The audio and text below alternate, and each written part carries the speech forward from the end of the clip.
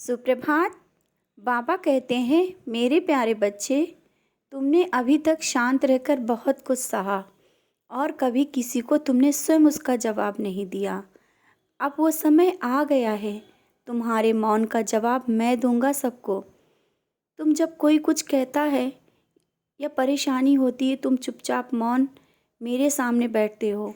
तुम क्या सोचते हो मैं तुम्हारे मौन को सुन रहा हूँ? तुम सोचते हो मैं सुन नहीं रहा हूँ। जब तुम्हारे सारे प्रश्नों के उत्तर तुम्हारे सामने होंगे, तुम समझ जाओगे। और हाँ, मैंने हमेशा कहा है, कभी भी गलत का साथ ना देना, गलत के खिलाफ बोलना सीखो।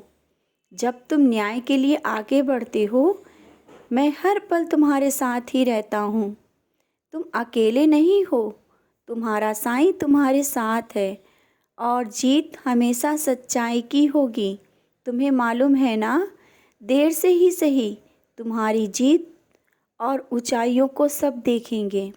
तुम्हारी सच्चाई सबके सामने होगी।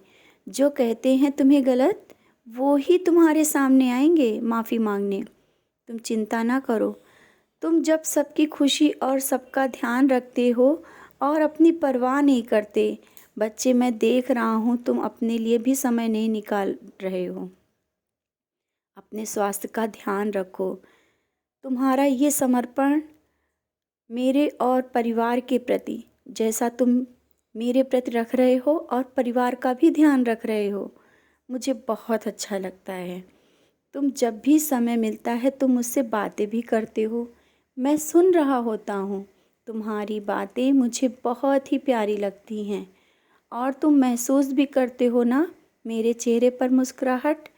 और जब तुम दुखी होकर मेरी ओर देखकर आंसू बहाते हो, मेरी नज़रें तुम्हारे आंसुओं को देख नहीं पाती। जल्दी ही सब ठीक कर दूँगा। तुम्हें कोई समझे या ना समझे, मैं समझता हूँ। तुम्हारी जो भी ख्वाहिश है, कुछ लेने की है ना, जल्दी ही तुम्हें खरीद पाओगे। मेरा आशीर्वाद है। जो तुम्हारे मन में बहुत दिनों से चल रहा है, वो लेने का समय आ गया है।